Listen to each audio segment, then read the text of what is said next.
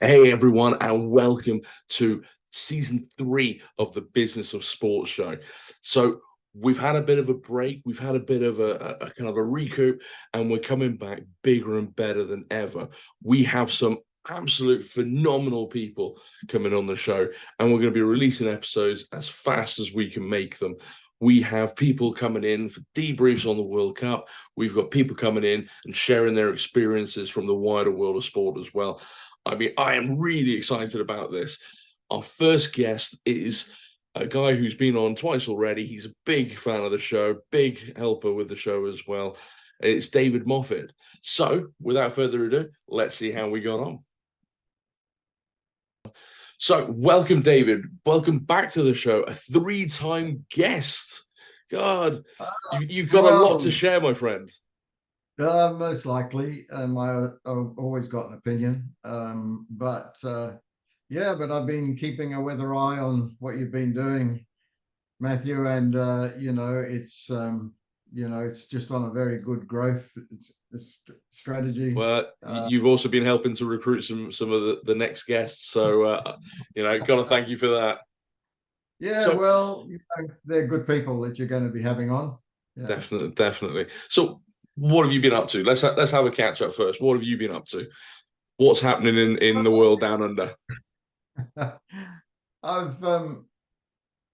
Most recently I didn't watch much of the Rugby World Cup, and I made a public announcement to that effect when I was being interviewed prior to it, and I said that I wasn't prepared to watch a game where the match officials were going to have an effect on the result. For ages I've been talking about this, and I feared that they would involve themselves so much in the Rugby World Cup that all the debate would be about the match officials, and I think I've been proven correct.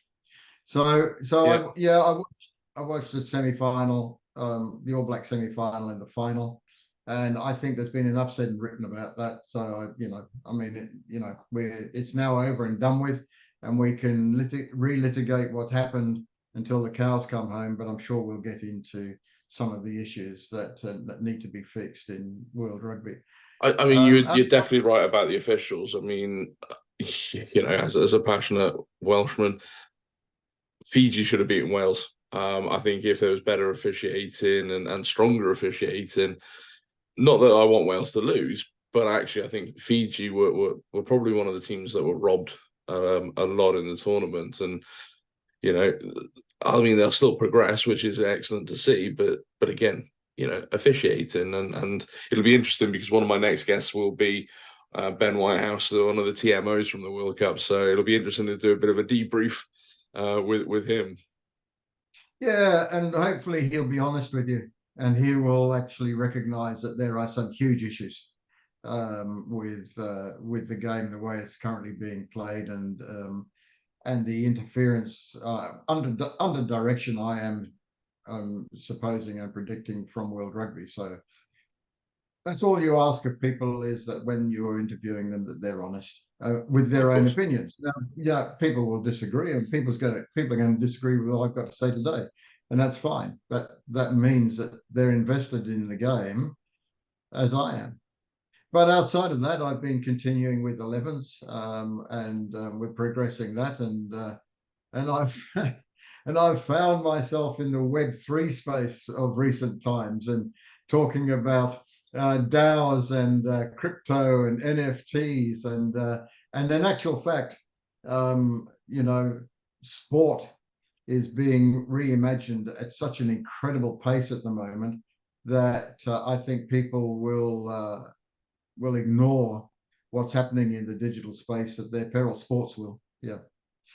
So that's what I've been up to, and I'm also in the process of looking at inventing a completely new game. So the old brain will never. Shouldn't you be retired or something?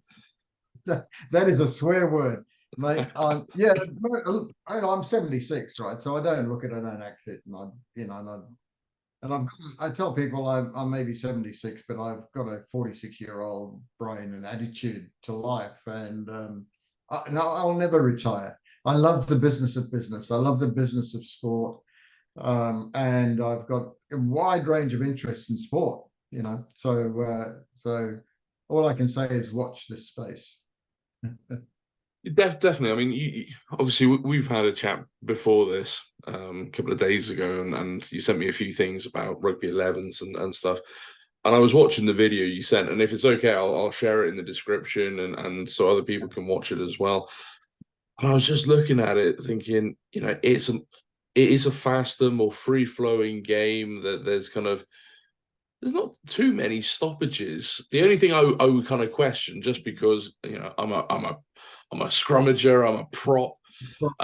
The scrums with it without the flankers seem to kind of go a little bit all over the shop. But the game, there was more space. There was more there was just more room to kind of roam, more tries being scored, none of the kind of going for the goal and kicking for a penalty and stuff like that. There was lots more to actually watch and see, rather than, I know you didn't say, you said you didn't see a lot of the games in the World Cup, but aerial ping pong, or just the I'm just going to kick for goal and keep the scoreboard ticking over. People actually scoring tries, and there's a bit more excitement in it, with the fact that you do see people moving, you do see people running, and it's more about the skills and the handling and the rugby brain, rather than just Rugby form. Yeah, just playing for the penalties. So that's we have four fundamental principles that everything has to reach, and they are safety, um, uh, simplicity, speed, and space. And I think that you see that when you look at the game. And one of the most common responses I've had as more and more people become aware of it is that those games that you had a look at, where they pause it just to make sure that it's only 11 in a side, because it looks like a game of rugby, right? You it's a and the game you're talking about is Saitama Wild Knights from Japan, and they played North Canterbury, and they played them in two games, a week apart. One was 11s and one was 15s. Yeah, I'll put both of the links into the description. Into the description, yeah. So the fact is that you can have a look at the differences right there in front of you. And look, I'm not trying to take over 15s, right, with 11s. Yeah. It sits right in between 7s and 15s. My view is that there should be another authentic form of the game where people can try it out, and they can then make a decision. No, I like this game of 11s. I'm going to stay playing 11s, or I want to actually go and play 15s, or I want to go down and play 7s. But I've spoken to Bill Beaumont and Phil Davis and all those guys, and they're not interested. Well, that's not entirely correct. Phil is. He gets it, but unfortunately, he doesn't have anywhere near the power that other people at World Rugby have. So, and he's a good guy. I mean, he's a Welshman, as you know, and he's been on the podcast as well, so we've kind of discussed a lot. Yeah, so I mean, he's but they either don't get it, or else they are frightened that it might just take over, but they shouldn't be. Look what T20 particularly. Just thinking about cricket. Yeah, but look what T20's done for Test cricket. Yeah. Right? We're now seeing more exciting Test cricket, for crying out loud. And that's because they said, okay, we're going to go to the T20. And I absolutely guarantee you, if people are coming up playing 11s and there's 11 competitions, it will make Test rugby better. I definitely agree with that, because you look after COVID, and certainly in the UK, 50% of adult male players didn't come back. I also had that kind of feeling of waking up on a Sunday morning and not feeling like I've been hit by a train, and actually being able to get out of bed and walk. And there is a serious participation problem. And if we don't fill the funnel coming through of players right the way from youth right the way up to the professional game, the game's going to be in trouble, more trouble than it actually already is. And I think, introducing things like, obviously we've got sevens already, introducing 11s as well, you're almost creating that extra pathway. I mean, I've gone back with the local club to do walking rugby. So again, it's great to see the old boys back that I played rugby with, and have a bit of banter and keep people involved.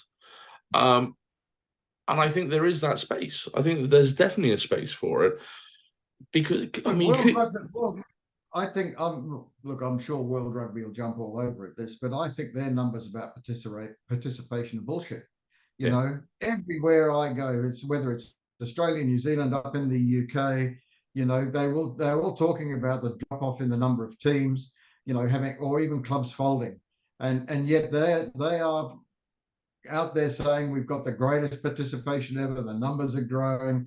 Show us the numbers, but the numbers come from the national rugby unions, and they are, a lot of their funding comes based on what the numbers are doing. I'll leave that up to your own imagination.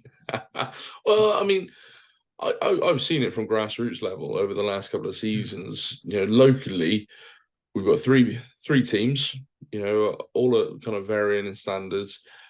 But you look at the two big ones, and there used to be three adult teams with Bridgewater. There used to be, three teams with North Petherton. Last season, both of those teams were struggling to put out a second team. So, the writing's on the wall to a certain extent that participation is down, regardless of whatever the union says. And people are looking for something different. People's attention is changing, and we've spoken about it a couple of days ago about the next generation of people coming through, and what they want to see.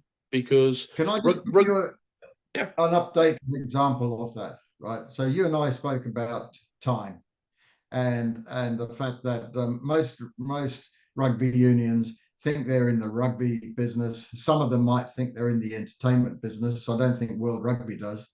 But in reality, they're in the business for yours and my time. Yeah. And it's not yours and my time that they should be focusing on. It's the under 25s. So yesterday, I was talking to a guy who told me that a friend of his, who's about 25, had taken 2 weeks off work to play the latest, greatest game on, game on. Yeah. And he had spent 18 hours a day for 2 weeks on this game. Now, looking at the reaction on your face, right? I don't understand that. But what I do 100% understand is that if you give that generation value for their time, not their money, their time, you will be able to actually get them involved in whatever it is that you're doing. And gaming is going to be $1 trillion sports, $1 trillion in the future. And all, I mean, we know, well, you know better than I do, the impact of gaming. So if World Rugby doesn't understand that they're in the business of, battling for my time, your time, actually, we don't matter. It's not about us. It's about the young people. If they don't understand that, then the sport's in even bigger trouble. And I can't see them doing anything where the game has currently been hijacked at World Rugby level. The professional game has been hijacked by marketing and financial people in World Rugby. World Rugby now have 250 plus people working in that organization. I think they're trying to build a FIFA. World Rugby and rugby is a niche sport, Matthew, as you well know. And so what have they done recently?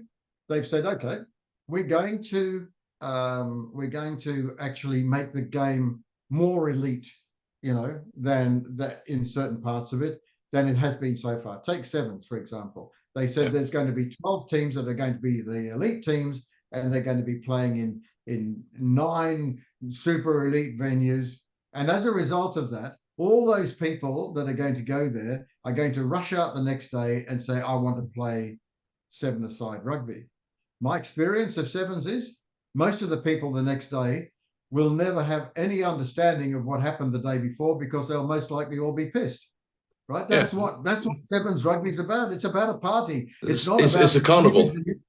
yes, it's not about using it to try. So then the next thing they did is come along with this bloody 2-year competition of the 12. Now they've got these 12 elite teams, right? And I don't call the other emerging nations, I call them the other, because they're not emerging. Some of those nations have been playing rugby for longer than some of the top 12 nations, Mm. hundreds of 100 odd years. So they're not emerging, they're the other nations. So they've got these 12 are going to be playing each other. And that is a money grab. All World Rugby is trying to do is get much more of the discretionary income out of fans' pockets than they have in the past. And then they go to 2014 World Cup in Sydney. So that means you've got 12 teams over here play each other, get better, bigger, faster, stronger against these other who play amongst themselves, and that's the only good thing that came out of that revamp. But they don't play these guys over here. So then the blowouts are going to be bigger in the scores, and that's just another money grab. And absolutely. And it's just that's all they're about. Forget about the fans down here, who they rely on for 100% of driving their income, because the fans, they pay for broadcasting, they pay for merchandise, they pay to go to the games, in every single arm of and so in sponsorship, the sponsors in actual fact sponsor because they want our fans to buy their products. Yeah. So it's a fan. It comes down to the fans, and World Rugby has no regard for the fans. Yeah, I mean, you look at, rugby needs to put bums in seats, and it's that simple thing. And again, it is that money. But you look at the price of tickets these days. I mean, I was talking with a friend of mine a while ago, and he said, well, he wanted to take his wife and his 2 daughters to watch a Wales game. But you're talking the best, but 250 pounds at least just for the tickets. And then you've got to take into account the travel, the food, and the refreshments. And I mean, heaven forbid they actually want to buy a shirt, because the cost of replica kits these days, I know, cost of living crisis, all of these things, but I mean, Christ, when did we kind of cross that threshold that you end up paying almost, was it £110 for an authentic shirt, or even a basic price of £80 for a shirt? £80 for just the shirt, in an environment where people are actually struggling to put food on the table. Right. And there's a guy called Matt Hymers who's actually he's working on turning that whole area of merchandise on its head, so that he wants to change the way fans actually buy merchandise. And so it's interesting, because of the cost of the merchandise at the moment, only about 5% of fans actually buy it, because it's so expensive and it changes every year. Yeah. So that makes it even worse. But anyway, that I won't go into that too much, because I don't fully understand it. However, there are people working on that, disrupting that whole area, and they're disrupting it on the basis of what they would like to see provided for the fans. You could be fan centric. They talk about being fan centric and do nothing about it. Yeah, I mean, my thinking with like the match day experience has always been a case of, if you charge a moderate fee to get people into the grounds, well, then you've got them, because then, if you can get them there for longer, then they'll buy more booze, they'll buy more food, they'll have something to eat before the game, they might have a burger after the game, they might stop off and have a few more drinks. Your average cost, or your average spend per fan, goes up. And if that goes up, then they'll want to come again and again and again. Yeah, so there are huge issues. I must say, it's not just huge issues in rugby either, mate. You know, every sport is facing their issues as the sporting landscape changes at a pace that we've never seen before, and that's going to continue. Yeah. I mean, watching some of the World Cup games, I mean, even I noticed at times there were quite a lot of empty seats. And I know there were issues with people getting into the grounds, but again, it's a World Cup. You know, there should be Yeah. sold out stadiums. You know, when it was in Japan, sold out. You know, the Japanese threw everything at that, and it was a sensational tournament. But it just seemed like there were gaps in the stadiums for some of the games, and you're thinking, you know, is it because of the cost of tickets? You know, again, talking to people who wanted to go, and they just went, the cost of tickets is just ridiculous. And if people aren't watching, then there's not money in the game, and if there's less money in the game, players can't be paid kind of what they want to be paid, and clubs can't afford to do what they're doing, and then we'll end up seeing more Wasps and Worcesters and potentially, you know, and London Irish, you know, and other things like that happen, and the game's going to get even more closed off. Well, you know, you raise a couple of interesting points there. I think in Australia, Australians are renowned for getting behind World Cups, and they showed that with that most recent Women's Football World Cup. Yeah. They won't be as engaged in it if Australia hasn't got their act together, and you know, and they're in a world of hurt at the moment, which is self-inflicted, and they've got a chairman, McKnow-it-all. His name's McLennan. I call him McKnow-it-all when he actually doesn't know anything. And they need to get their act together, quickly. Yeah. But they will support the World Cup in Australia. So and I hope that they put on a really good Rugby World Cup, because with the advent of this new competition, if they don't, and if we still are talking about the referees after that World Cup, then I think it's going to be looking very bleak for World Rugby. But the other thing that you just raised was the state of the game below international level. And the state of the game, you're a Welshman, so you know what Welsh rugby's like. It's a basket case. Yeah, at the best of times.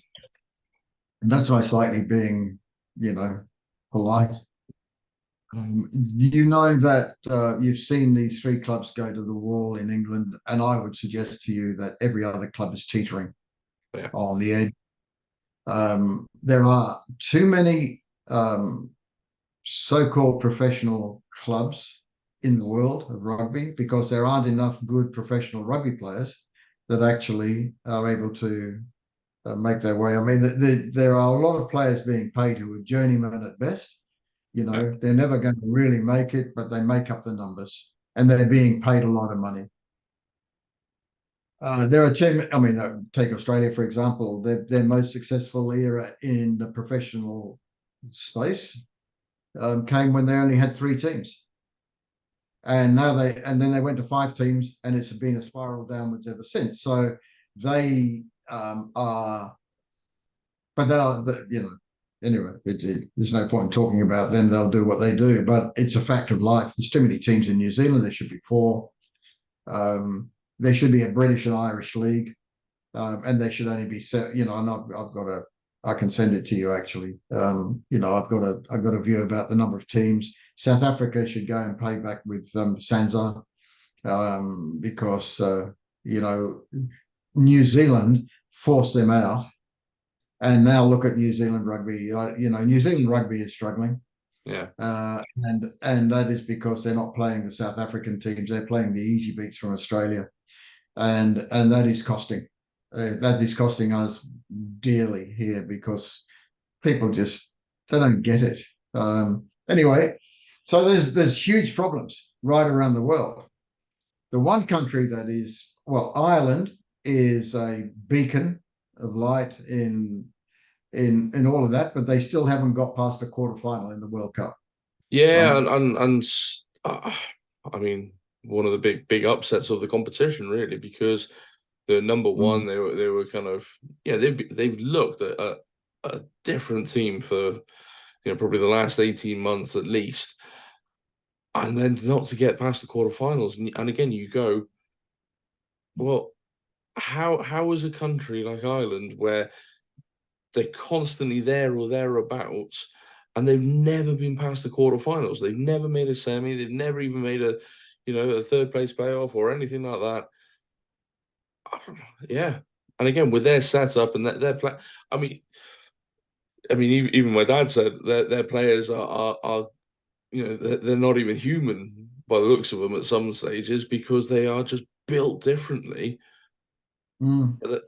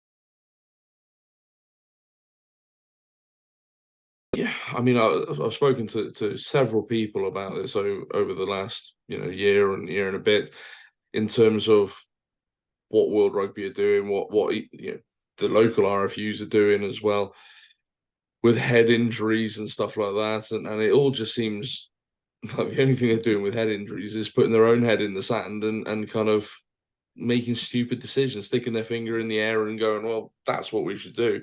Like, with the RFU and grassroots rugby of going, let's drop the tackle height.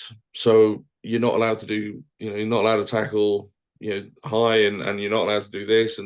But actually, they've only looked at the data of head on head or head on shoulder collisions. They haven't really looked at how many head on knee collisions there are going to be, or how many players are now going to get kicked in the head because they're going down ridiculously low, or even how many knee injuries. Maybe that's the next tidal wave. With the whole head injury thing coming as well, maybe it's players getting crippled and ACLs and MCLs and all of that going. Okay, so the fundamental thing that's causing all this is the collision nature of the sport. It's no longer a contact sport. It's a collision sport, and you see it in the British press all the time. Oh, that was brutal. What a great brutal game that was. No thanks. No, we don't want you saying that, because the mums look at that and read that and watch it, and they say, my son's not playing that game. Yeah. My daughter's not going to play that game, although women's rugby is a much more pure form of the game. And I like watching it for that reason. But No, it's a situation, I think, in the organizations like World Rugby. We didn't think of it, so it's no good. You know, Yeah, and or they'll claim somebody else's idea as their own, yeah, much further down the line. yeah, absolutely. Um, so and this might sound a little bit alarmist, but World Rugby are currently setting themselves up to be taken over. A takeover similar to what Kerry Packer did with cricket and what Rupert Murdoch did with rugby league. Yeah. Because they are so ponderous, sloth-like in their movements, there are other people circling. And there are other people talking about rugby needing a revolution, not an evolution. Mm. And then you've got the spectre of the CVCs of this world. Just going to Right? mention CVC and whether you think that actually that's just kind of going into the cracks of rugby at the moment and just ripping them open because it's short-term gain with a bit of cash being thrown at it. Yes, but have a look at where CVC's put its money. They put a lot of money into the Premiership. And look at what is happening in the Premiership. They're mostly all broke. I mean, Leicester only survived because they had to get their investor to put an extra £10 million in, at late notice. So what does that say for the CVC investment? Yeah. Not a great deal. And if I was CVC, I'd be a little bit concerned. But then they've tiptoed their way into Six Nations. And I think actually Six Nations is most likely the best rugby competition in the world, and it far outstrips the World Cup. It's gobsmacking when you get 10,000 Welshmen go to Scotland and they haven't got a ticket. Well, yeah. I mean, years ago, I mean, my first international was Wales against Argentina in the '99 World Cup, the opening game, and my parents only had one ticket, and my birthday was the 4th of October, so the game was, I think, was on the 1st of October, so I got to go, which was fantastic, great experience. I was right in the corner where Chavez scored the try, and I was sat next to a guy who was carrying a 5-foot leak, and kind of, you can't make some of this up. But my mum always said she can never see why people go to where these games are happening if they haven't got a ticket. And after the game, she was buzzing. She was saying it was one of the best experiences. They had found a pub to watch it in, and everybody was singing. It was great, a great experience. And again, I totally get that. But going back to the Six Nations, do you think that it's too ring fenced? That we should be allowing teams like Georgia and Romania, I mean Portugal as well. They showed up at the World Cup and challenged. Do you think that we should be allowing them into the competition with a bit of relegation? No, I don't actually, because No? I think no, because I think the Six Nations should go back to Five Nations, and Italy should go and join another competition, which is with like another Five Nations, which you could have Italy, Georgia, Spain, Portugal, and another one, and because at the moment only Italy is getting to play with the big boys, and to be quite honest with you, they're getting worse rather than better. They've had their kind of blips on, their kind of little peaks on the roller coaster, but I think Italy, their big issue at the moment is they should never have got rid of the coach. Wanting to stay and then replacing him with Quesada. I mean, we'll see what happens, but I think they were almost doing something. And the Italians won't like me saying that, but getting back to CVC. Yeah. Now CVC had a huge amount of success with Formula One. They bought it for $1 billion, sold it for $4 billion, I think, something like that. There was a huge difference between what they owned with Formula One versus what they're doing in rugby, and that is that they owned Formula One whole as bowlers. they could do what they like with it, you know, and they built it, and then they exited, which is what they always do. These organizations, they're in, they're out. So CFC has pumped a lot of money into, and I'm not quite sure who's advising them, you know, on their rugby play. But by now they should have realised that if they want to make a real play in rugby, they've got to try and own the whole lot.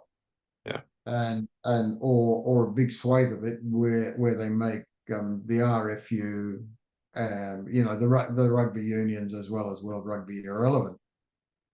And to do that, they have to get the players, which they could do because they've got a lot of money, and then they have to get the competitions, and they can do that in a heartbeat. They could disrupt market up there.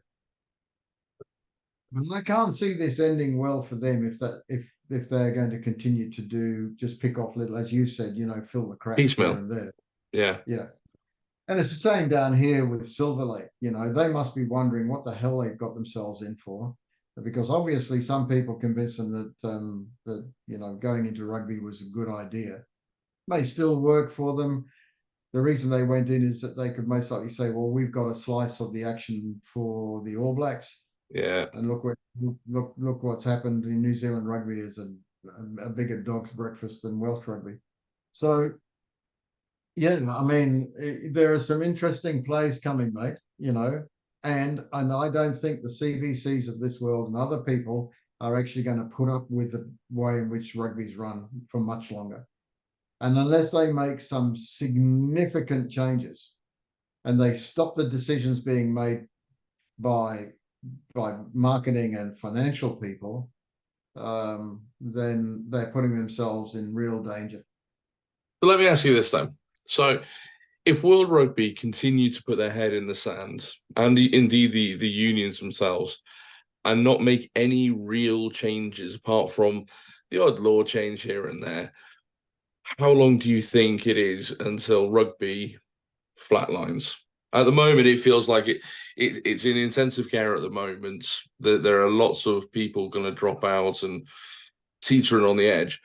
How long do you think, if no one actually steps up and puts their head above the parapet and makes a change, how long do you think it is before rugby becomes a game of the past and other sports? Because again, there's a graphic you sent me, and I'll put a link to this in the description, of, you know, people actually participating or watching sports and their interest in sports, and you're seeing, you know, we've touched upon it, of esports, you know, coming up.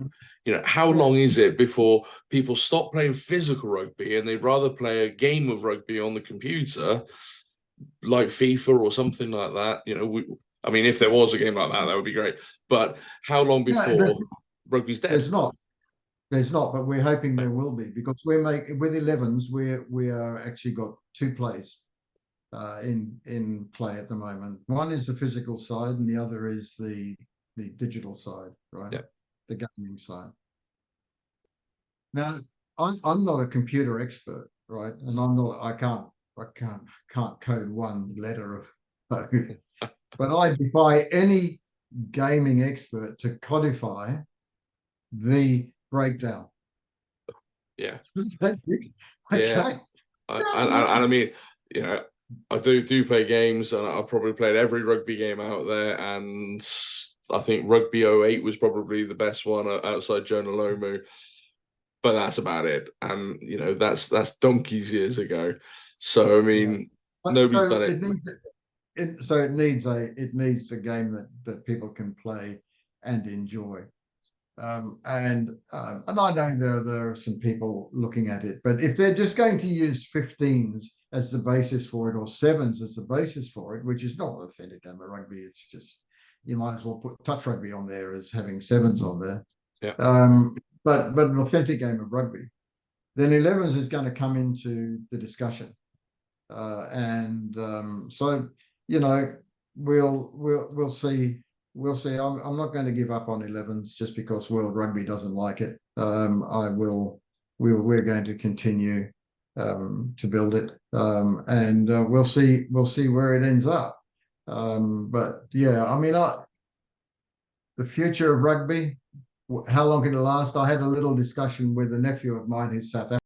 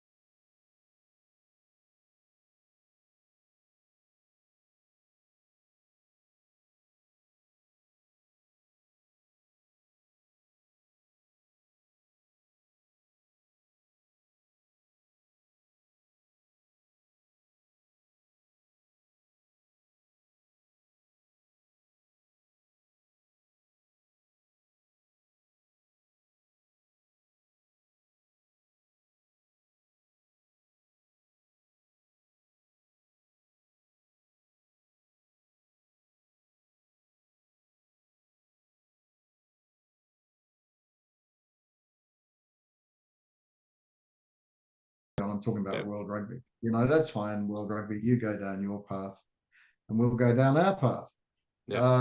But yeah, so I think hopefully, hopefully that'll answer your question about where I think rugby's going, unless there are some significant changes in the way it's administered, and also the game that they're asking people to actually play, referee, and follow.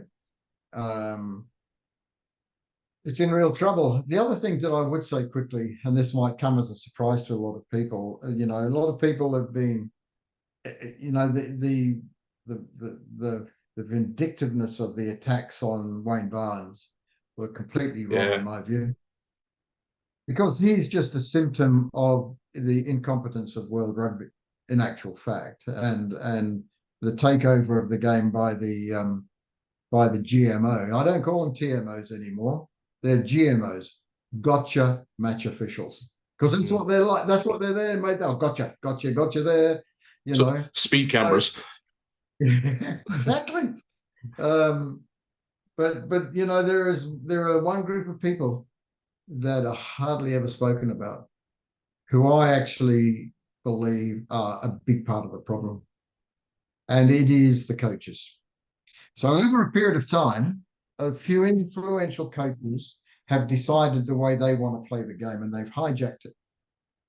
And they, in actual fact, if anybody's interested, look up Law 15, which is about the ruck in World Rugby's own law book, and have a look at the pretty pictures which show how a ruck must be formed. Now, the last time that a ruck like that actually took place was most likely when I refereed, which is a few years ago, right? Yeah. And the coaches have decided that all they want is speed and size, so that and people who can kick the ball, and that's the way they're going to play the game, right? Yeah. And so World Rugby has fallen into line with what the coaches want to do. And why do coaches do this? Back in prior to 1995, the coaches were never paid. And so therefore there wasn't that, there was always pressure to win, obviously, but there wasn't that same pressure for them. But when you're volunteering and you're not being paid.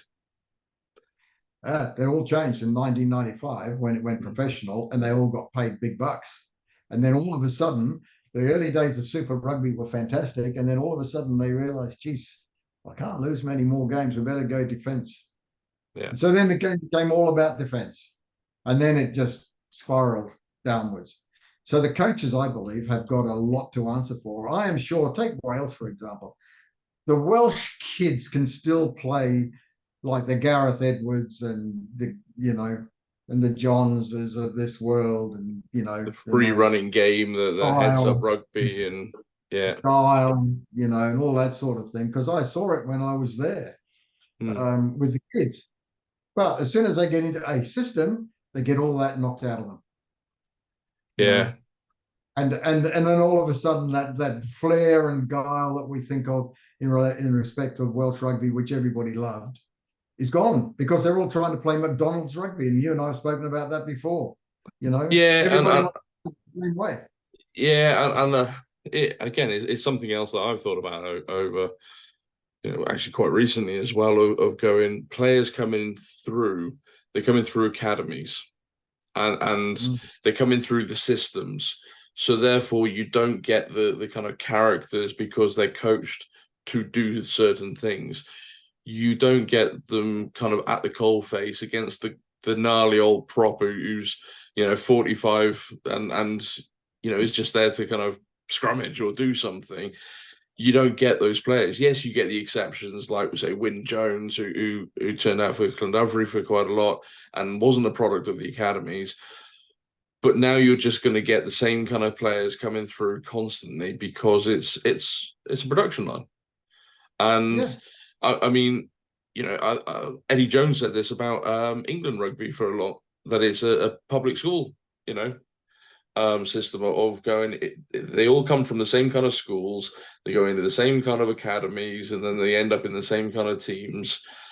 And it's just that whole thing. Heaven forbid somebody from outside of the system breaks through and brings something else to it. Can I just say to you that, in my view, perhaps the coach and perhaps even the player of World Rugby was the Fijian coach. Yeah. He's not there. No EFA.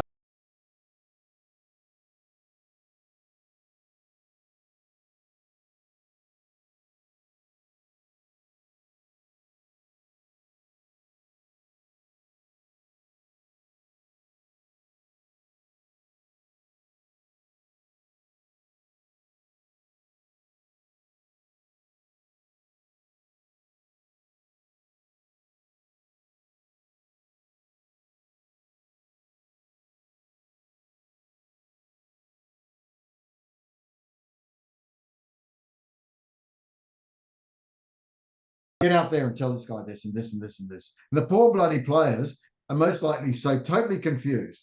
Yeah. Because there's nothing's left to them to play with. Coaching by statistics. Yeah. Well, I know that you've got Brian Ashton coming on, and Brian is a good friend of mine, and he is a great man, and he's got a great rugby brain. Definitely. And I'm sure that he'll expand on a few of those things about what he thinks. Well, we've already said one of my previous guests was Phil Davis, and I'm sure Phil won't mind me saying this if he watches.